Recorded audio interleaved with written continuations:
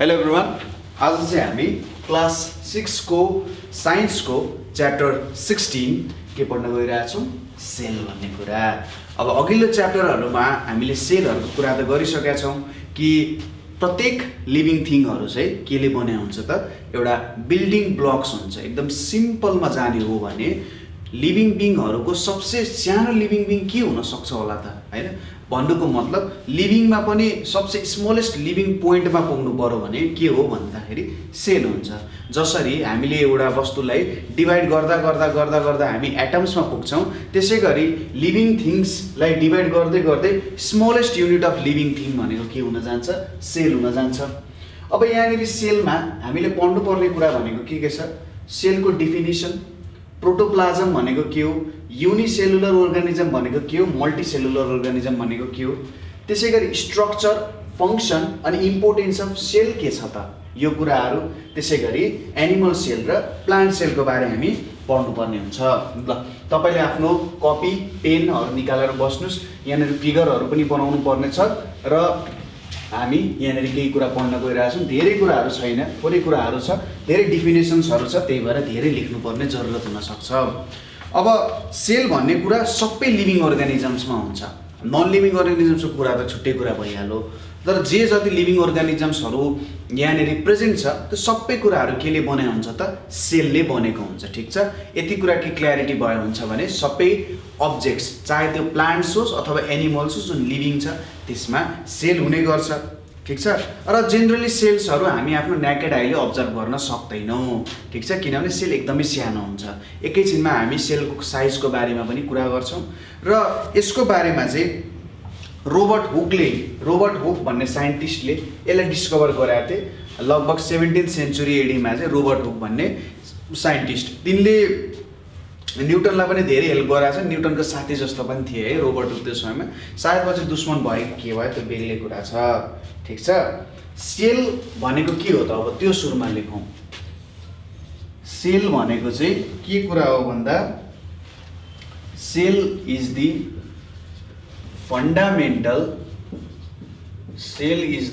Fundamental और functional unit of life. ठीक छ, सेल इज द फंडामेंटल और फंक्शनल यूनिट अफ लाइफ भनेर भनिन्छ। ठीक छ, सबै कुराहरू सेलले बनेको हुन्छ। कुनै अब्जेक्ट्सहरू एउटा मात्र सेलले बनेको हुन्छ जसलाई युनिसेलुलर अर्गानिजम्स भनिन्छ भने कुनै अब्जेक्ट्सहरू धेरैवटा सेलले बनेको हुन्छ त्यसलाई मल्टिसेलुलर अर्गानिजम्सहरू भनेर भनिन्छ। ठिक छ, कुरा बुझियो? यो कुराहरू भयो। हामीले यहाँनिर के बुझ्नुपर्ने हुन्छ भने सेल भनेको fundamental functional unit of life हो। सबै लिभिङ अर्गानिजम्सहरू सेलले नै बनेको हुन्छ भन्ने यो कुरा हामीले बुझ्न जरुरी छ। ठिक छ, अब तपाईसँग घरमा माइक्रोस्कोप छ भने तपाईले सेल्सहरू देख्न सक्नुहुन्छ। कुनै एउटा वस्तु लिने, त्यो वस्तुलाई सानो पिल गरेर त्यहाँनिर तपाईले सेल्सहरू देख्न सक्नुहुन्छ है त। ठिक छ, त्यहाँनिर ठ्याक्क तपाईले एउटा ग्लास प्लेटहरू हुन्छ, दुईटा ग्लास प्लेटको बिचमा राखेर त्यसलाई जुम गरेर हेर्नु भने सेलहरू देख्न सक्नुहुन्छ है त। अब हामीले चाहिँ स्ट्रक्चर अफ सेल कस्तो हुन्छ त्यो कुरा हेर्न गइरहेछौँ। सेलको डेफिनेसन लेखिसकेपछि अब पालो आयो स्ट्रक्चर अफ सेलको। ठिक छ, रमाइलो कुरा हुन्छ, तर अहिले हामीले थोरै यसको ओभरभ्यू पढ्नुपर्ने हुन्छ के कुराहरू हुन्छ भनेर, पछि हामीले यसको डिटेलिङ पनि जानुपर्ने हुन्छ है त। स्ट्रक्चर अफ सेलमा हामीसँग दुई प्रकारको सेलहरू हुन्छन्, प्लान्ट सेल र एनिमल सेल भन्ने कुराहरू हुन्छन्। ठ्याक्कै हामीसँग मार्कर, ल ठिक छ, यो दुईटाले नै ट्राई गरौँ है त। एनिमल सेल र प्लान्ट सेलहरू हुन्छन्। ठिक छ, एनिमल सेल र प्लान्ट सेलमा केही डिफ्रेन्सेसहरू हुन्छन्। यो फिगर बनाएपछि सायद यो सबै कुराहरू क्लियर हुन्छ होला। ठिक छ, सुरुमा यहाँनिर एउटा एनिमल सेल हुन्छ, त्यसपछि यतापट्टि म एउटा प्लान्ट सेल बनाउँछु है त। यहाँनिर चाहिँ एउटा प्लान्ट सेल यसरी बनाउँ। तपाईँ पनि मसँगसँगै फिगर बनाउन सक्नुहुन्छ। ठिक छ, फिगरहरू बनाउन जे इन्ट्रेस्टिङ हुन्छ, रमाइलो हुन्छ है। फिगरहरू राम्रो फिगर बनाउन खोज्ने, सफा फिगरहरू बनाउन खोज्ने।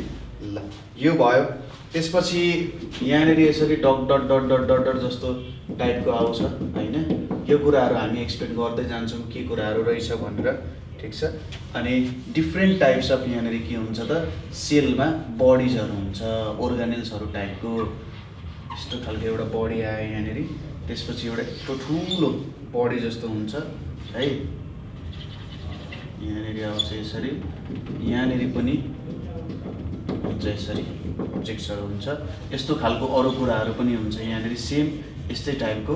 अब कुनै कुराहरू धेरै चाहिएको हुनसक्छ, कुनै कुराहरू धेरै कुनै कुराहरू थोरै चाहिने हुनसक्छ नि त सेलमा होइन, त्यही अनुसार चाहिँ यहाँनिर प्रेजेन्ट हुन्छन् है यस्तो कुराहरू। त्यसै गरी यहाँ अर्को खालको अर्गानेल्सहरू पनि हुन्छन् सर यहाँ सेपमा है त। अब यिनीहरूको एनिमल सेल र प्लान्ट सेलको एउटा सिम्पल डिफ्रेन्स चाहिँ तपाईँले यहीँनिर देखिसक्नु होला होइन। बाहिरी स्ट्रक्चरहरूमा यसो हेर्दाखेरि केही डिफ्रेन्सेसहरू यहाँनिर देख्न सक्नुहुन्छ तपाईँहरूले। त्यही डिफ्रेन्सेसहरू नै हामीले एकछिनमा लेख्नुपर्ने हुन्छ है त, के डिफ्रेन्सेसहरू छ र किन यस्तो डिफ्रेन्सेसहरू आयो होला त भन्ने कुराहरू डिस्कसन गर्न सकिन्छ। यो भयो हाम्रो एनिमल सेल, यो हाम्रो के भयो त एनिमल सेल भयो।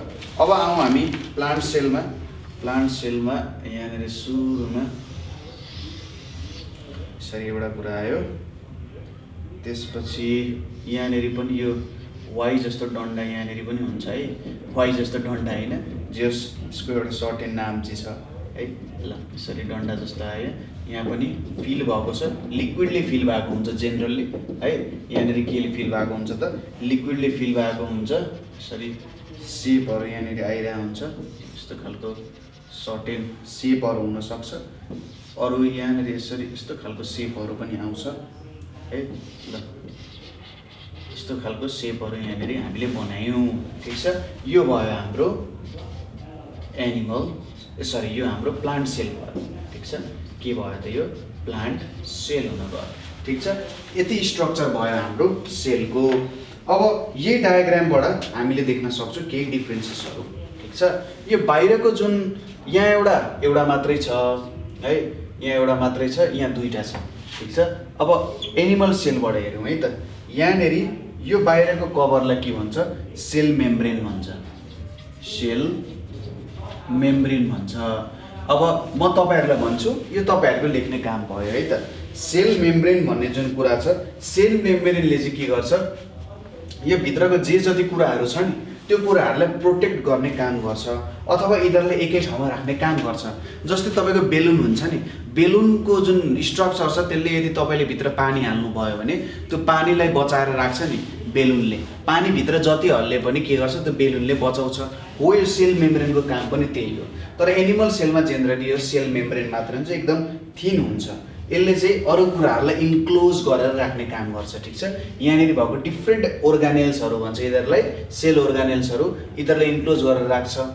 एनिमल सेल प्लान्ट सेलमा चाहिँ एउटा सेल वाल भन्ने कुरा हुन्छ, यसको पनि सेल मेम्ब्रेन हुन्छ। यहाँदेखि यो भित्रकोलाई चाहिँ हामीले सेल मेम्ब्रेन भनेर भन्छौँ। अब सेल मेम्ब्रेन चाहिँ अलिकति थिक हुन्छ, यसले के गर्छ भन्दा अझै धेरै के दिने भयो त प्रोटेक्सन दिने भयो प्लान्ट सेललाई, ठिक छ। यो सेल मेम्ब्रेनले चाहिँ के गर्ने भयो त प्लान्ट सेललाई अलिकति धेरै प्रोटेक्सन दिने भयो, प्लान्ट सेलहरूलाई इन्जरीहरूबाट बचाउने भयो, ठिक छ। किनभने यसले एउटा इलास्टिक कुसन जस्तो काम गर्छ, ठिक छ। कुसन भयो भने तपाईँको भित्तामा यसरी अडेस लाग्नु भएको छ भने ढाँडो दुख्दैन नि, त्यसरी नै यो सेल वालले पनि के गर्छ त तपाईँलाई इन्जरीहरूबाट हो त्यस्तो कुराहरूबाट बचाउने काम गर्छ। अर्को काम भनेको सेल वालको सेलको सेपलाई फिक्स्ड राख्ने काम गर्छ, ठिक छ। सेल वालले अर्को काम के गर्छ त हाम्रो सेललाई चाहिँ फिक्स्ड सेपमा राख्ने काम पनि गर्छ, ठिक छ। र यसरी हामीले फर्स्ट पोर्सन बाहिरको पोर्सन चाहिँ हेऱ्यौँ है त यहाँनिर। त्यसपछि सेल मेम्ब्रेन र सेल वाल हेरिसकेपछि अब पालो आउँछ हाम्रो प्रोटोप्लाज्म र साइटोप्लाज्म भन्ने कुराहरूको आउँछ, ठिक छ।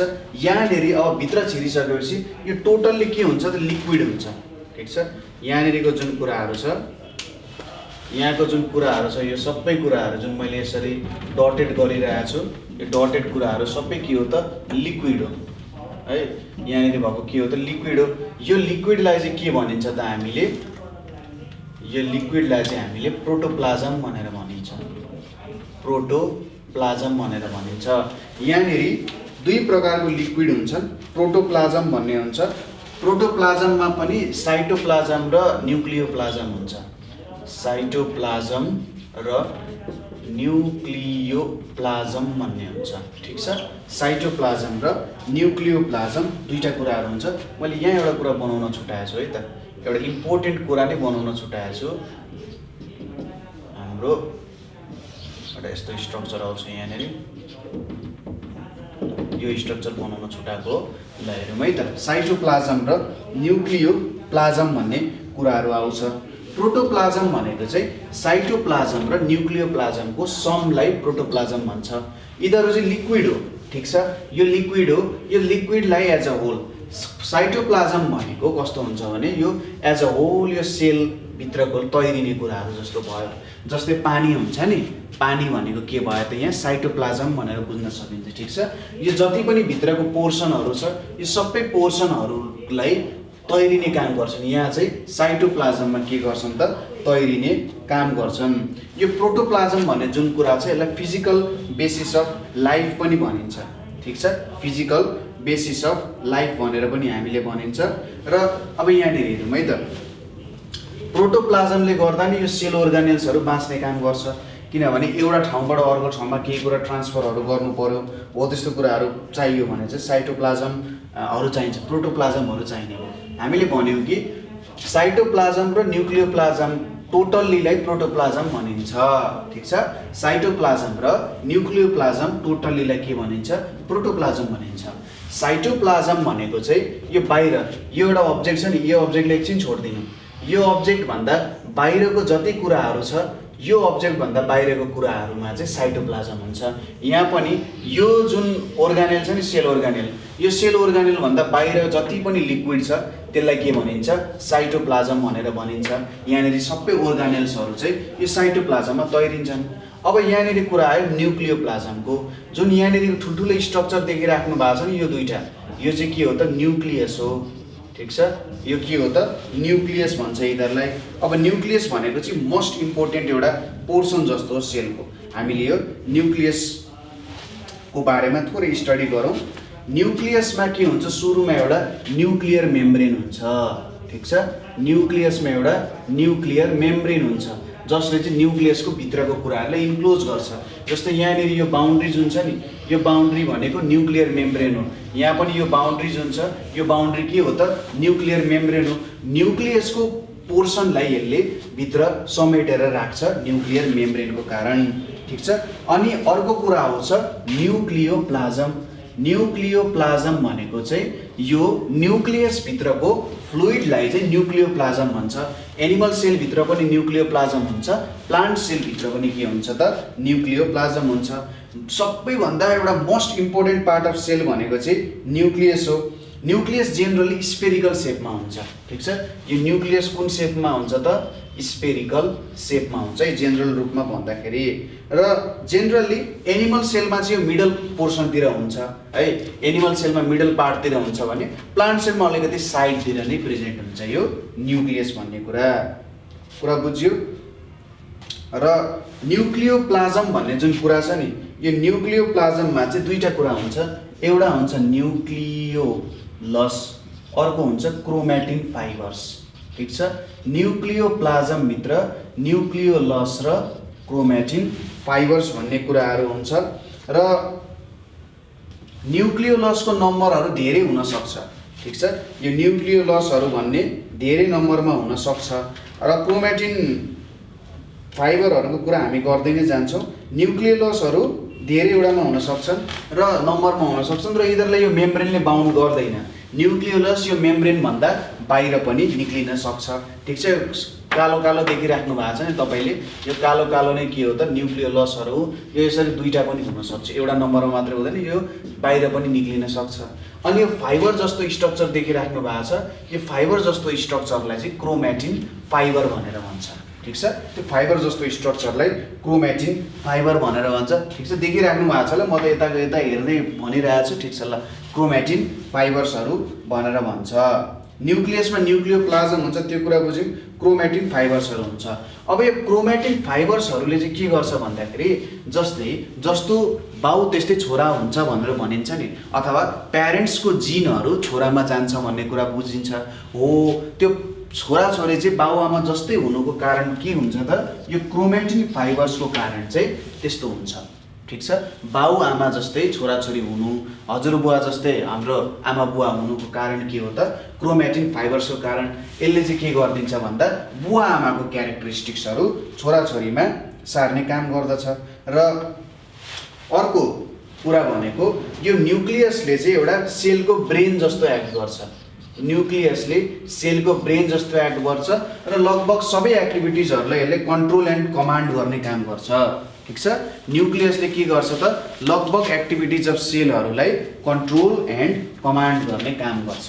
यो भयो हाम्रो न्युक्लियसको कुरा। ठिक छ, प्रोटोप्लाज्म भनेको के हो त हाम्रो मोस्ट इम्पोर्टेन्ट पोर्सन जस्तो भयो, यसले सबैलाई सहारा दिने काम गर्छ।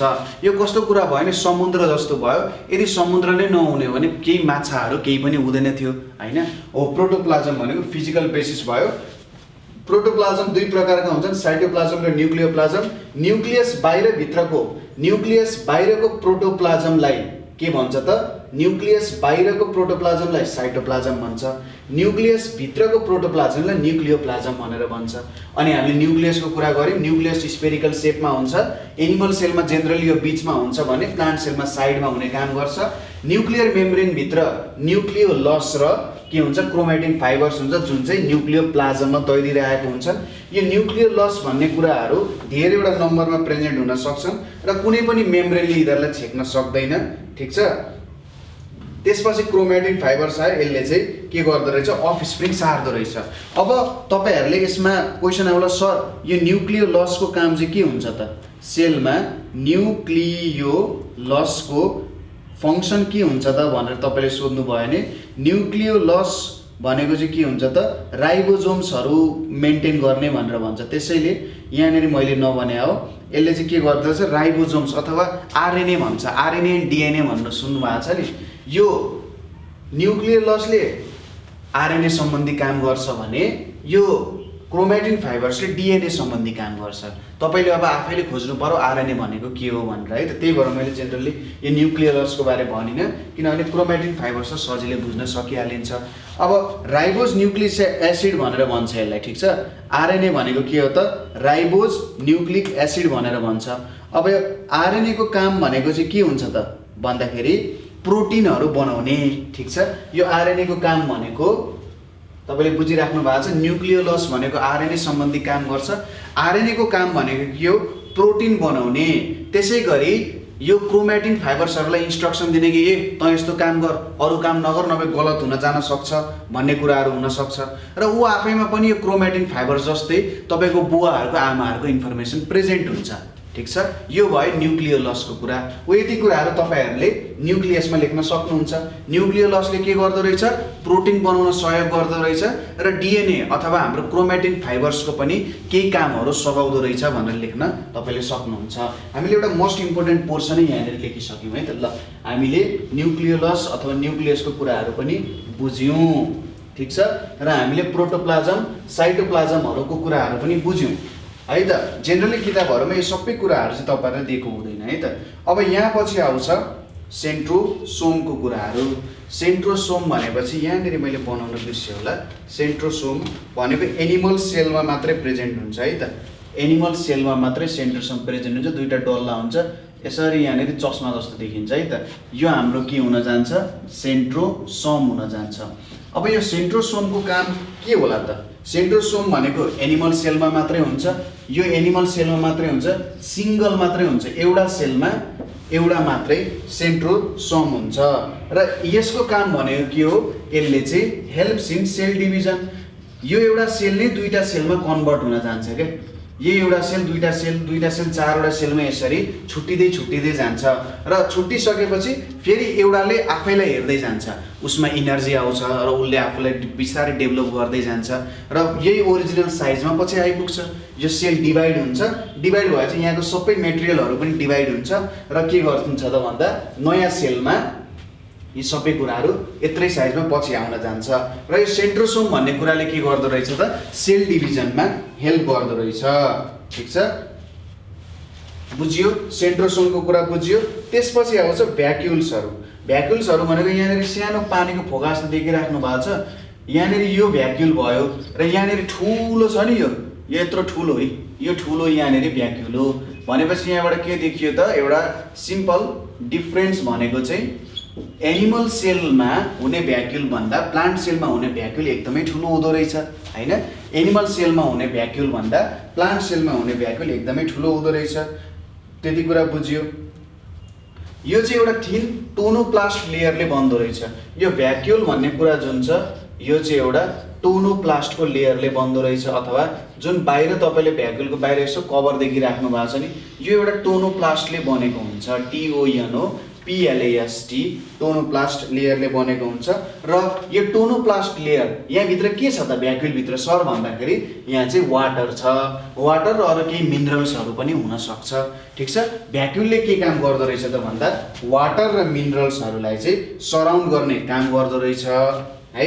र भ्याक्युल्सहरूले यहाँनिर स्टोर गर्छ, फुडहरू पनि स्टोर गर्न सक्छ, ठिक छ। भ्याक्युलहरूले के गर्न सक्छ, पानी स्टोर गर्न सक्छ, फुड स्टोर गर्न सक्छ। त्यसैले भ्याक्युलहरूलाई चाहिँ स्टोर हाउस अफ सेल भनेर पनि भनिन्छ, ठिक छ। भ्याक्युलहरूलाई के पनि भनिन्छ त स्टोर हाउस अफ सेल भनेर पनि भनिन्छ, ठिक छ, कुरा बुझ्यो। यसपछि पालो आउँछ माइटोकोन्ड्रियाको। यहाँनिर यो स्ट्रक्चर जुन देखिराख्नु भएको छ नि हेर्नुहोस् त, यो स्ट्रक्चर भनेको माइटोकोन्ड्रिया हुन्छ। त्यसै गरी यहाँनिर यो स्ट्रक्चर जुन छ यो के हो त माइटोकोन्ड्रिया हो, ठिक छ। अब माइटोकोन्ड्रियाको बारेमा हामी डिस्कसन गरौँ। यो कुराहरू त बुझ्यौँ हामीले, र हामीले के बुझ्यौँ सेन्ट्रोसोमले चाहिँ एनिमल सेलमा मात्रै हुन्छ र यसले सेल डिभिजनमा हेल्प गर्दो रहेछ, एउटा सिंगल नम्बरमा मात्रै हुँदो रहेछ। अब पालो आयो माइटोकोन्ड्रियाको। माइटोकोन्ड्रिया भनेको जेनरली एउटा रड जस्तो हुन्छ, रड सेप्ड हुन्छ, ठिक छ, रड सेप्ड स्ट्रक्चर हो यो। र दुईटैमा भेटिन्छ, प्लान्ट सेलमा पनि भेटिन्छ र एनिमल सेलमा पनि माइटोकोन्ड्रिया भेट्न सकिन्छ, ठिक छ। र यसको मेन काम भनेको रेस्पिरेसनमा हेल्प गर्ने, इनर्जी प्रड्युस गर्ने हो, ठिक छ। इनर्जी प्रड्युस गर्ने कुरामा चाहिँ माइटोकोन्ड्रिया आउँछ। यिनीहरूले रेस्पिरेसनमा हेल्प गर्ने भनेको के हो त जुन अक्सिजन हामीले गर्दाखेरि लिन्छौँ नि, सास फेर्दाखेरि लिन्छौँ, त्यो अक्सिजन युज गरेर यसले चाहिँ जुन फुड हुन्छ त्यसलाई इनर्जीको रूपमा कन्भर्ट गर्छ, ठिक छ। माइटोकोन्ड्रियाले जुन फुड छ त्यो फुडलाई चाहिँ के गर्छ त इनर्जीको रूपमा यसले कन्भर्ट गर्छ। यो नै हाम्रो माइटोकोन्ड्रियाको के भयो त मेन काम भयो। जसरी भ्याक्युललाई स्टोर हाउस अफ सेल भनिन्छ, यसले स्टोर गर्छ, माइटोकोन्ड्रियालाई पावर हाउस अफ सेल भनिन्छ। यो एउटा रड ग्रानुलर स्ट्रक्चर हो जसले चाहिँ रेस्पिरेसनमा हेल्प गर्छ र इनर्जी प्रड्युस गर्छ, र यसलाई पावर हाउस अफ सेल भनेर पनि भन्न सकिन्छ, ठिक छ। त्यसपछि अर्को एउटा इम्पोर्टेन्ट कुरा आउँछ, के छ त त्यो इम्पोर्टेन्ट कुरा भन्दा प्लास्टिड्सको कुराहरू, PLASTIDS प्लास्टिड्सको कुराहरू आउँछ। प्लास्टिड्स भनेको चाहिँ के हो भन्दाखेरि प्लास्टिड्स भनेको चाहिँ के हो भन्दाखेरि यो चाहिँ प्लान्ट सेलमा मात्रै प्रेजेन्ट हुन्छ है त। प्लास्टिड्सहरू भनेको प्लान्ट सेलमा प्रेजेन्ट हुन्छ र तीनटा प्लास्टिड्सहरू हुन्छ, ठिक छ। तीनटा प्लास्टिड्सहरू हुन्छ, क्लोरोप्लास्ट, क्लोरोप्लास्ट, क्रोमोप्लास्ट र अर्को के हुन्छ ल्युकोप्लास्ट भनेर हुन्छ, ठिक छ। तीन प्रकारको प्लास्टिड्सहरू हुन्छ, क्लोरो, क्रोमो र ल्युकोप्लास्टहरू हुन्छ। क्लोरोप्लास्टले चाहिँ ग्रीन कलर दिने काम गर्छ, ठिक छ। जेनरली क्लोरोप्लास्ट भनेको चाहिँ ग्रीन पार्ट्स अफ प्लान्टहरूमा युज हुन्छ, ठिक छ। क्लोरोप्लास्टहरू भनेको ग्रीन पार्ट्स अफ प्लान्टहरूमा युज हुन्छ र यिनीहरू भनेको के भयो त क्लोरोफिल बनाउनको लागि सहयोग दिने भयो, ठिक छ। क्लोरोप्लास्टहरूले चाहिँ क्लोरोफिल बनाउन सहयोग गर्छ है त। क्लोरोफिलमा चाहिँ क्लोरोप्लास्ट हुन्छ। तपाईहरुलाई क्वेशन आएको होला सर क्लोरोफिलमा के हुन्छ भन्दाखेरि क्लोरोप्लास्ट हुन्छ। यो क्लोरोप्लास्टको कारण चाहिँ क्लोरोफिलले सनलाइट एब्जर्ब गर्न सक्छ। मेन कन्सेप्ट चाहिँ यही हो, ठिक छ। क्लोरोफिलमा क्लोरोप्लास्ट हुन्छ र यो क्लोरोप्लास्टले सनलाइट एब्जर्ब गर्न सक्छ, जसको कारण हामी फोटोसिन्थेसिस गर्न सक्छौं, ठिक छ। त्यसपछि यसलाई चाहिँ किचन अफ सेल पनि भनिन्छ, किनभने आगो लगाउने भयो नि त्यसले, हैन। घाम आएपछि त आगो लगाउने भयो, त्यही भएर यसलाई किचन अफ सेल भनेर पनि भनिन्छ। त्यसपछि पालो आयो क्रोमोप्लास्टको। क्रोमोप्लास्ट भनेको चाहिँ जेनरली फ्लावर्स र फ्रुट्समा हुन्छ र यसले यिनीहरूलाई कलर दिने काम गर्छ, ठिक छ। क्रोमोप्लास्टले के गर्दो रहेछ फ्रुट्स र फ्लावर्सलाई कलर दिने काम गर्दो रहेछ, एट्र्याक्टिभ बनाउने काम गर्दो रहेछ। अब एट्र्याक्टिभ भएछ त्यहाँनिर रिप्रोडक्सनको कुराहरू हुनसक्छ, पोलिनेसन र डिस्पर्सन अफ सिड्सहरूको कुरा आयो। र अर्को हुन्छ ल्युकोप्लास्ट। यो ल्युकोप्लास्टहरू भनेको जेनरली कलरलेस हुन्छ। यो चाहिँ फ्याट कार्बोहाइड्रेटहरूमा के हुन्छ त प्रेजेन्ट हुने काम गर्छ। कुरा बुझ्यो? प्लास्टिड्सहरूको कुरा बुझ्यो? सिम्पल कुराहरू छ, त्यस्तो केही छैन है त। यहाँनिर एउटा यस्तो खालको स्ट्रक्चर हुन्छ ठ्याक्कै, यो चाहिँ के हुन्छ प्लास्टिड हुन्छ है त। यो चाहिँ प्लास्टिड हुन्छ, यसलाई प्लास्टिड भन्न सकिन्छ। र प्लास्टिडहरू भनेको जेनरली प्लान्ट सेलमा मात्रै प्रेजेन्ट हुन्छ। त्यसपछि आउँछ राइबोसोम्सहरू, ठिक छ। त्यसपछि के आउँछ राइबोसोम्सहरू। राइबोसोम्सहरू भनेको चाहिँ कस्तो हुन्छ भन्दा मेम्ब्रेनलेस सेल अर्गानेल्सहरू हो। यिनीहरूलाई चाहिँ ठ्याक्कै राइबोसोम्स यहाँनिर छ भनेर हामीले भन्न सक्दैनौँ, किनभने यिनीहरूको बाहिर मेम्ब्रेन छैन, यिनीहरू जता पनि डुलेको हुन सक्छन्, ठिक छ। राइबोसोम्सहरू भयो, मैले प्लास्टिडको यो कुराहरू मेटाइदिएँ यहाँनिर है, प्लास्टिड यहाँनिर छ। अब राइबोसोम्सहरू भयो। राइबोसोम्सहरू भनेको यिनीहरूको चाहिँ केही पनि बाहिर मेम्ब्रेन हुँदैन, ठिक छ। कि त यिनीहरू साइटोप्लाजममा हुन्छ, कि यिनीहरू एन्डोप्लाज्मिक रेटिक्युलममा हुन्छ, ठिक छ। कि त यिनीहरू यो साइटोप्लाजममै मिक्स भएको हुन्छ, कि यिनीहरू एन्डोप्लाज्मिक रेटिक्युलममा हुन्छ। अब पछि राइबोसोम पछि हामी एन्डोप्लाज्मिक रेटिक्युलमको बारे बुझ्छौँ है त। यहाँनिर यिनीहरूले के गर्छ त, राइबोसोम्सको काम भनेको चाहिँ प्रोटिन बनाउने काम हो, ठिक छ। राइबोसोम्सको काम भनेको प्रोटिन सिन्थेसिस गर्ने हो, त्यसैले यसलाई के भनिन्छ प्रोटिन फ्याक्ट्री भनेर पनि भनिन्छ। राइबोसोम्सलाई के भनिन्छ त प्रोटिन फ्याक्ट्री भनेर पनि भनिन्छ, ठिक छ। राइबोसोम्सहरू साइटोप्लाजम र एन्डोप्लाज्मिक रेटिक्युलममा एट्याच भएको हुन सक्छन्। अब यहाँनिर मैले लेखेँ एन्डोप्लाज्मिक, ENDO PLSMIC रेटिक्युलम। अब के हो त यो एन्डोप्लाज्मिक रेटिक्युलम भनेको? एन्डोप्लाज्मिक रेटिक्युलम भनेको चाहिँ जे जति यहाँनिर मेम्ब्रेन्सहरू छ, जे जति मेम्ब्रेन्स भनेको आउटर कभरहरू होइन। हाम्रो यहाँ के छ, माइटोकोन्ड्रियामा पनि यसरी बाहिर आउटर कभर छ, न्युक्लियसमा पनि आउटर कभर छ, अनि त्यसै गरी सेल मेम्ब्रेन पनि एउटा आउटर कभर हुने भइहाल्यो। यो भ्याक्युलमा पनि एउटा आउटर कभर छ हो। यो आउटर कभर बिचको नेटवर्क जुन हुन्छ, ठिक छ, त्यसलाई नै एन्डोप्लाज्मिक रेटिक्युलम भनेर भनिन्छ, ठिक छ। र यसले चाहिँ सेललाई के गर्छ त सपोर्ट दिने काम गर्छ र यसले म्यानुफ्याक्चर र प्याकेज गर्ने काम गर्छ। अब एन्डोप्लाज्मिक रेटिक्युलमको काम भनेको के हो भने न्युक्लियसले, जस्तै यो चाहिँ कस्तो भयो भन्दाखेरि सपोज म देशको प्रधानमन्त्री भएँ भने मैले के गर्छु त, म न्युक्लियस भएँ। अब मैले त अरूलाई अर्डर दिनुपर्छ, तैँले यो काम गर, तैँले यो काम गर भनेर होइन। हाम्रो यहाँनिर खाद्य मन्त्री भनेको को रहेछ त भ्याक्युल रहेछ। भ्याक्युलले चाहिँ के गर्दो रहेछ, खाद्यान्नहरू स्टोर गरेर राख्दो रहेछ। हाम्रो ऊर्जा मन्त्री भनेको को रहेछ, माइटोकोन्ड्रिया रहेछ होइन। अब के गर्नु पर्यो त, खाद्य मन्त्रीले ऊर्जा मन्त्रीले त्यतिकै त खानेकुरा दिँदैन। न्युक्लियसले के भन्नु पर्यो, ल खाद्य मन्त्रीज्यू के गर्नु पर्यो, ऊर्जा निकाल्नको लागि के गर्नु पर्यो, आफ्नो स्टोरमा भएको कुरा माइटोकोन्ड्रियालाई दिनु पर्यो। अब त्यो इन्फर्मेसन त प्रोभाइड गर्नु पर्यो नि। त्यो इन्फर्मेसन कसले प्रोभाइड गर्छ, एन्डोप्लाज्मिक रेटिक्युलमले चाहिँ प्रोभाइड गर्छ। एन्डोप्लाज्मिक रेटिक्युलमको नेटवर्क एक अर्कासँग सबैसँग कनेक्टेड छ र यसको काम भनेको सबै इन्फर्मेसन चाहिँ न्युक्लियसको थ्रुबाट र न्युक्लियसमै पुर्याउने काम चाहिँ एन्डोप्लाज्मिक रेटिक्युलमले गर्छ, ठिक छ।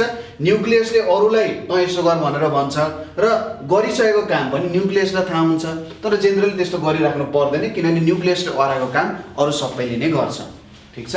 त्यसपछि आउँछ अर्को गोल्गी कम्प्लेक्स भन्ने हुन्छ, ठिक छ। यो हामीले राइबोसोम्स भन्ने कुरा पनि बुझ्यौँ र एन्डोप्लाज्मिक रेटिक्युलम पनि बुझ्यौँ। राइबोसोम्स, एन्डोप्लाज्मिक रेटिक्युलम, अनि आयो हाम्रो Golgi complex, GOLGI COMPLEX। Golgi complex भनेको चाहिँ के हो त, यिनीहरू सर्टेन एउटा स्याकभित्र, बोराभित्र चाहिँ नेटवर्क जस्तो क्या, यस्तो बोराभित्र यसरी यसरी मिलेर बने जस्तो, यसरी यसरी मिलेर बने जस्तो नेटवर्क टाइपको स्ट्रक्चर हुन्छ यो गोल्गी कम्प्लेक्सको। र यो गोल्गी कम्प्लेक्सको काम भनेको चाहिँ डिफ्रेन्ट केमिकल्सहरू सेक्रेट गर्ने काम हुन्छ, ठिक छ। यो चाहिँ भेरियस केमिकल सब्सटेन्सेसहरू सेक्रेट गर्न चाहिँ काम दिँदो रहेछ। त्यसपछि अर्को आउँछ लाइसोसोम्स भन्ने हुन्छ, लाइसोसोम्स भन्ने हुन्छ। यो लाइसोसोम्सहरू भनेको चाहिँ के हो त, स्पेसल एउटा अर्गानेल्स, सेल अर्गानेल्स हो। यसमा चाहिँ के हुन्छ विभिन्न प्रकारको पाचक तत्व इन्जाइम्सहरू प्रेजेन्ट हुन्छन्। लाइसोसोम्समा डिफ्रेन्ट टाइप्स अफ के प्रेजेन्ट हुन्छन् त इन्जाइम्सहरू प्रेजेन्ट हुन्छन्। अब यो इन्जाइम्सहरूले चाहिँ के भन्छ त भन्दा यो इन्जाइम्सहरू कसरी प्रोड्युस हुन्छ त भन्दा एन्डोप्लाज्मिक रेटिकुलम र गोल्गी कम्प्लेक्सद्वारा चाहिँ के हुन्छ त यो प्रोड्युस हुने काम हुन्छ। ठिक छ, गोल्गी कम्प्लेक्स र एन्डोप्लाज्मिक रेटिकुलमद्वारा चाहिँ यो प्रोड्युस हुन्छ जेनरली। र यिनीहरूले चाहिँ फुडहरू डाइजेस्ट गराउन, ठिक छ, फुडहरू चाहिँ डाइजेस्ट गराउन यो युज हुन्छ। त्यसै गरी यिनीहरूले चाहिँ सेललाई ब्रेकडाउन गर्ने, अब जन्मेपछि त मर्नुपर्छ नि हो, अब मरेपछि नि केही काममा त आउनु पर्यो, त्यति बेला सेललाई ब्रेकडाउन गर्नको लागि के गर्छ त यो लाइसोसोम्सहरूको युज हुन्छ। त्यसैले यिनीहरूले सुसाइडल ब्याक्स पनि हुन्छ। जति बेला तपाईँलाई भोक लाग्छ नि, भोक लागेको फुड नभएको बेला लाइसोसोमले त्यो सेललाई मारेर तपाईँलाई अर्को सेलद्वारा चाहिँ इनर्जी प्रोभाइड गर्ने काम गर्छ। त्यसैले यसलाई सुसाइडल ब्याक्स पनि भन्छ। त्यसै गरी यसले चाहिँ कम्प्लेक्स मोलिक्युल्सहरूलाई ब्रेकडाउन गर्ने काम पनि गर्छ। कुरा बुझ्यो? अब कसरी त सर भन्दाखेरि हामीले यहाँनिर केमिकल रियाक्सन पढाएको छैनौँ है त। केमिकल रियाक्सन नपढिसकेपछि केमिकल्सहरूको बारे पढ्न जरुरी छ र सायद हामी यो कुरा 9-10 मा पढ्छौँ। अहिलेको लागि हामी यो बुझिराखौँ कि लाइसोसोम्सले सेलहरूलाई ब्रेकडाउन गर्छ, ओल्ड सेलहरूलाई ब्रेकडाउन गर्छ र यिनीहरूले चाहिँ डिफ्रेन्ट टाइप्स अफ इन्जाइम्सहरू सेक्रेट गर्न पनि के गर्छ त मद्दत गर्छ। ठिक छ, यति कुरा बुझ्यो? टोटालिटीमा स्ट्रक्चर अफ सेलमा यही कुराहरू बुझ्नुपर्ने हो है त। हामी लास्टमा फेरि एकचोटि रिपिट गर्छौँ, केही कुरा छुट्याएको छ भने तपाईँहरूले थाहा पाइहाल्नुहुन्छ, मलाई कमेन्ट गरिहाल्नुहुन्छ नि होइन। के कुरा मिस्टेक भयो, के कुरा भयो भन्ने कुरा त मेरो विद्यार्थीहरूले मभन्दा राम्ररी जान्दछन्। ठिक छ, अब हामी सेप एन्ड साइज अफ सेलको बारेमा हेर्छौँ। यहाँ सेप एन्ड साइज अफ सेल भन्ने कुरा भयो। अब सेपको कुरा गर्दाखेरि सेलको सेप भनेको ओभल पनि हुनसक्छ होइन, अर्को भनेको स्पेरिकल पनि हुनसक्छ, त्यसै गरी रेक्टेङ्गल पनि हुनसक्छ, रेक्टेङ्गल क्युबोइड पनि हुनसक्छ होइन, हाम्रो बक्साहरू जस्तो क्युबोइड पनि हुनसक्छ, इरेगुलर सेपमा पनि हुनसक्छ। ठिक छ, यो सेपहरू हुनसक्छ। अरू सेप भनेको राउन्ड पनि हुनसक्छ, हाम्रो घरको पिल्लरहरू जस्तो कलमनर पनि हुनसक्छ, यसलाई चाहिँ कलमनर सेप भनिन्छ। ठिक छ, जेनरली सेलको सेपहरू चाहिँ यस्तै हुन जान्छ। अब इरेगुलर सेपमा हुने सेलहरू भनेको चाहिँ हाम्रो डब्लुबिसी व्हाइट ब्लड सेलहरू, त्यसले चाहिँ के गर्छ हाम्रो रोगहरूसँग लड्छ। ब्लडमा भएको डब्लुबिसीले जुन भाइरस ब्याक्टेरियाहरू आउँछ तिनीहरूसँग लड्ने काम गर्छ व्हाइट ब्लड सेल्सहरूले है त। त्यसै कारण हामीलाई जेनरली रोग लाग्दैन, रोग लाग्यो भने पनि त्यसले त्यो रोगलाई मार्ने काम गर्छ। ठिक छ, र एनिमल सेल्स र प्लान्ट सेलको सेपहरूमा त डिफ्रेन्स आइहाल्छ। त्यसै गरी साइज अफ सेलहरू पनि धेरै नै डिफ्रेन्स हुन्छ। कुनै सेलहरू ठुलो हुनसक्छ, कुनै सेलहरू एकदमै सानो पनि हुनसक्छ होइन। कुनै सेलहरूलाई जेनरली माइक्रोस्कोप नै चाहिन्छ हेर्नको लागि है त। सेलहरू हेर्नको लागि माइक्रोस्कोप नै चाहिन्छ, तर कुनै सेलहरू चाहिँ एकदमै ठुलो पनि हुनसक्छन् र त्यसलाई नेकेड आईले पनि अब्जर्भ गर्न सकिन्छ।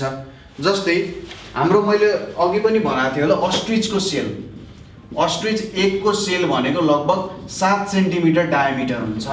7 सेन्टिमिटर डायमिटर भनेको चाहिँ लगभग यति होला है, 7 सेन्टिमिटरको डायमिटर हुन्छ हो। यत्रै अन्डा हुन्छ। अब 7 सेन्टिमिटरको डायमिटर भने चाहिँ लगभग यत्रै अन्डा हुन्छ हो। यो सेललाई चाहिँ हामीले नेकेड आईले देख्न सक्ने भयौँ, 7 सेन्टिमिटर त देख्न सकिन्छ नि होइन। त्यसै गरी नर्भ सेलहरू हुन्छ नि, हाम्रो शरीरलाई जोड्ने नर्भ्सहरू, त्यो चाहिँ लङ्गेस्ट सेलहरू हुन्छन्, एकदमै लामो हुन्छन् है त।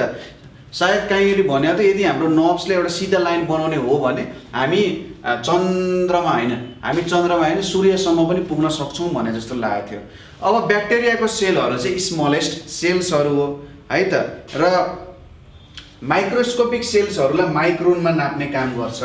ठिक छ, माइक्रोस्कोपिक सेललाई माइक्रोनमा नाप्ने काम गर्छ र 1 माइक्रोन भनेको कति हुन्छ त भन्दा 1 मिलिमिटरलाई 1000 भागमा डिभाइड गर्नु, 1 मिलिमिटरलाई 1000 पार्टमा डिभाइड गर्नु, त्यो 1000 पार्टको पनि 1 पार्ट भनेको चाहिँ 1 माइक्रोन हुन्छ। ठिक छ, 1 माइक्रोन भनेको कति हुन्छ, 1 मिलिमिटर छ, 1 मिलिमिटरलाई 1000 वटा इक्वल भागमा डिभाइड गर्नु, त्यो 1000 भागको 1 भाग भनेको चाहिँ के हुन जान्छ त 1 माइक्रोन हुन जान्छ। ठिक छ, यही कुरा भयो। अब सेलहरू किन चाहियो त? सेलहरू किन चाहियो भन्दा हाम्रो होल बडी नै सेलले बनेको छ भनेपछि यदि सेलै थिएन भने तपाईँ र म यसरी सेलको बारे कुरा गरिरहेको हुन सक्दैन थियौँ। Building blocks of every living organisms हो, ठिक छ। त्यसै गरी सेल डिभिजनले गर्दा हामी ग्रो हुन सक्छौँ, सेलकै कारण हामी खान सक्छौँ, सेलको कारण हामी रिप्रोडक्सन गर्न सक्छौँ र हामी जस्तै अर्को एउटा मान्छे पनि निक्लिन सक्छ। हो यो भयो सेलको अर्को इम्पोर्टेन्ट कुरा, ठिक छ। सेल सम्बन्धी मेन कुराहरू यही नै हो। अब हामी फेरि एकचोटि सेलको केही कुराहरू रिभिजन गरौँ ताकि फेरि तपाईँलाई क्लियर होस् है त। सेल भनेको के रहेछ? Structural and functional unit of life रहेछ। सेलमा दुईवटा सेल हुन्छ, एनिमल र प्लान्ट सेल। एनिमल सेलमा सेल मेम्ब्रेन मात्रै हुन्छ, प्लान्ट सेलमा सेल वाल पनि हुन्छ। सेल वालको कारण चाहिँ प्लान्ट सेलको सेप भनेको फिक्स्ड हुन्छ, तर एनिमल सेलमा हुँदैन, सेल मेम्ब्रेन सेल वाल हुँदैन। त्यसपछि आउँछ सेल मेम्ब्रेन।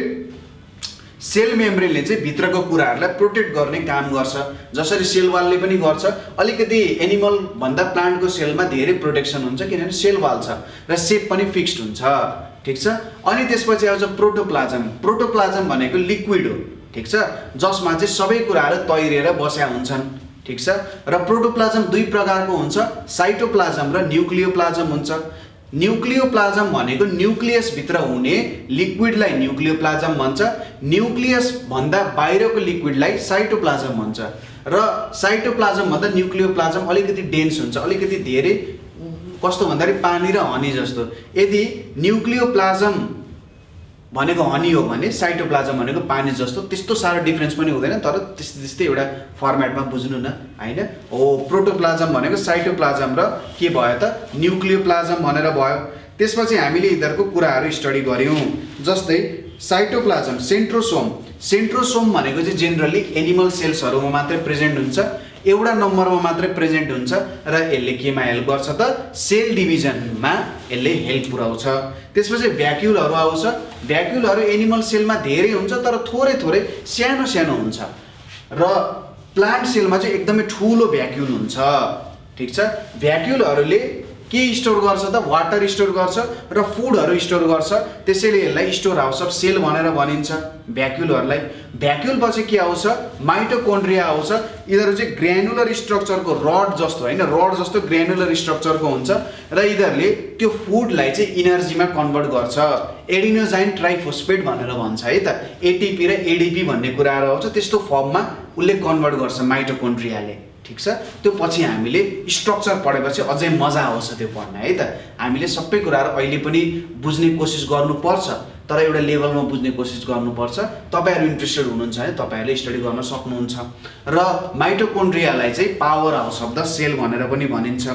त्यसपछि आउँछ प्लास्टिड्सहरू। प्लास्टिड्सहरू जेनरली एनिमल सेल भन्दा प्लान्ट सेलमा प्रेजेन्ट हुन्छ। क्लोरोप्लास्ट, क्रोमोप्लास्ट र ल्युकोप्लास्ट हुन्छ। क्लोरोप्लास्ट भनेको चाहिँ यसले प्लान्टहरूलाई ग्रीन पिगमेन्ट दिने काम गर्छ, क्लोरोफिल। र क्लोरोफिलले के गर्छ त सनलाइट अब्जर्भ गर्छ, त्यसैले क्लोरोप्लास्ट भनेको चाहिँ के भन्न सकिन्छ त यसलाई किचन अफ अ सेल भनेर पनि भन्न सकिन्छ। अर्को आउँछ क्रोमोप्लास्ट। क्रोमोप्लास्ट भनेको चाहिँ यो फ्लावर र फ्रुट्सहरूलाई कलर दिने काम गर्छ र प्लान्ट्सहरू कलर हेरेर एट्र्याक्ट हुन्छन्, एनिमल्सहरू जुन हनीबीहरू हुन्छ, अरू किराहरू हुन्छ नि, हो त्यो चाहिँ हेरेर एट्र्याक्ट हुन्छ र पोलिनेसनमा यसले सपोर्ट गर्छ। त्यसपछि आउँछ ल्युकोप्लास्ट। ल्युकोप्लास्ट भनेको चाहिँ के हो त भन्दाखेरि यिनीहरू कलरलेस हुन्छ र जेनरली यो फ्याट्सहरूमा, कार्बोहाइड्रेटहरूमा जेनरली प्रेजेन्ट हुन्छ के त ल्युकोप्लास्ट। त्यसपछि आउँछ राइबोजोम्सहरू। राइबोजोम्सहरूलाई बाहिरबाट घेर्ने कुरा केही हुँदैन, त्यही भएर यिनीहरू जता पनि उछिटेर रहेको हुन्छ। राइबोजोम्सको मेन काम भनेको चाहिँ के गर्छ त यिनीहरूले प्रोटिन सिन्थेसिसमा काम गर्छ, प्रोटिन बनाउने काममा हेल्प गर्छ। भनेपछि यिनीहरूमा पनि आरएनए हुन्छ, राइबोज न्युक्लिक एसिड भन्ने कुराहरू हुन्छ। पछि हामीले चाहिँ सायद क्लास 10 मा भएपछि जुन यो सेललाई अझै हामीले डिटेलली पढ्नुपर्ने हुन्छ, त्यहाँनिर आरएनए र डिएनए दुईटा कुराहरू हुन्छ, त्यसको स्ट्रक्चर पढ्नुपर्ने हुन्छ। त्यसपछि आउँछ एन्डोप्लाज्मिक रेटिकुलम। मैले अघि नै भनेको थिएँ कि न्युक्लियस भनेको के हो त प्रधानमन्त्री हो भने उसले एक ठाउँबाट अर्को ठाउँमा इन्फर्मेसन पुर्याउनु पर्यो भने यो एन्डोप्लाज्मिक रेटिकुलमको एउटा नेटवर्क हुन्छ। त्यो नेटवर्कबाट तैँले यो काम गर, तैँले यो काम गर भनेर चाहिँ न्युक्लियसले बुझाउँछ। सबैतिर यो एन्डोप्लाज्मिक रेटिकुलम चाहिँ फैलिएको हुन्छ। त्यसपछि आउँछ गोल्गी कम्प्लेक्सहरू। गोल्गी कम्प्लेक्स भनेको चाहिँ साइटोप्लाज्ममै प्रेजेन्ट हुन्छ र यसले जेनरली के गर्छ त केमिकल सब्स्टेन्सेसहरू सेक्रेट गर्ने काम गर्छ। त्यसपछि लाइसोजोम्सहरू आउँछ। यो लाइसोजोम्सहरूलाई चाहिँ सुसाइडल ब्याग्सहरू भनेर भन्छ। सानो भेसिकल्सहरू जस्तो फर्मेटमा हुन्छन्। यदि सेल मर्न लाग्यो भने त्यो मरेको सेलबाट पनि इनर्जी निकाल्ने काम लाइसोजोमले गर्छ। हामीलाई भोक लागेको बेला अलिकति पेटहरू दुख्ने कामहरू भइरहेको हुन्छ नि, हो त चाहिँ लाइसोजोमले के गरिदिन्छ त सेललाई पड्काइदिन्छ कि पुरै। सेललाई पड्काएपछि के हुन्छ त्यहाँनिर इनर्जी प्रोड्युस हुन्छ र हामीले भोक लागे जस्तो भए पनि जो त्यत्तिकै ढल्न त ढल्दैनौँ नि हामी, लाइसोजोम्सको कारण हो। यसले चाहिँ त्यसलाई इनर्जीको फर्ममा कन्भर्ट गर्छ। त्यसपछि पालो आयो के को न्युक्लियसको। हाम्रो सबैभन्दा सेलमा इम्पोर्टेन्ट पोर्सन भनेको न्युक्लियस हुन्छ। न्युक्लियस भनेको न्युक्लियर मेम्ब्रेनले कभर गरेको हुन्छ। न्युक्लियर मेम्ब्रेनभित्र न्युक्लियोन्स र क्रोमेटिन फाइबर्सहरू हुन्छ। न्युक्लियोन्स भनेको एउटा भन्दा ज्यादा पनि हुन सक्छन् र यिनीहरू जुन मेम्ब्रेनबाट जता पनि जान सक्छन् र न्युक्लियन्सहरूले आरएनए बनाउन हेल्प गर्छन्। ठिक छ, आरएनए को काम भनेको प्रोटिन बनाउने, त्यसैगरी डिएनएलाई यो काम गर भनेर भन्ने। अर्को हुन्छ क्रोमेटिन फाइबर्स न्युक्लियसभित्र। त्यो क्रोमेटिन फाइबर्सले चाहिँ प्यारेन्टबाट चिल्ड्रेनमा क्यारेक्टरिस्टिक्स पुर्याउने जान्छ। यो भन्न खोजेको यो होइन कि बच्चै जन्मिनु पर्छ, तर नयाँ सेल बन्दा पनि पुरानो सेलको केही क्यारेक्टरिस्टिक्स उसमा हुन्छ। त्यो पनि के भयो त रिप्रोडक्सनै जस्तो भयो नि त, होइन हो। त्यहाँनिर पनि पुरानै सेलको जस्तो त्यहाँनिर चाहिँ डिएनए हुन्छ। त्यो डिएनएले के गर्छ त पुरानो सेलको इन्फर्मेसनहरू स्टोर गरेर राखेको हुन्छ, त्यसलाई नै केही मात्रामा नयाँ सेलमा पुर्याउने काम गर्छ। त्यसपछि सेप एन्ड साइज भनेर भन्यो। सेपहरू यहाँनिर हामीले लेखेका छौँ, हेर्नुहोस् त। इरेगुलर सेप पनि हुनसक्छ र साइजको कुरा गर्दा एकदम सानो पनि हुनसक्छ।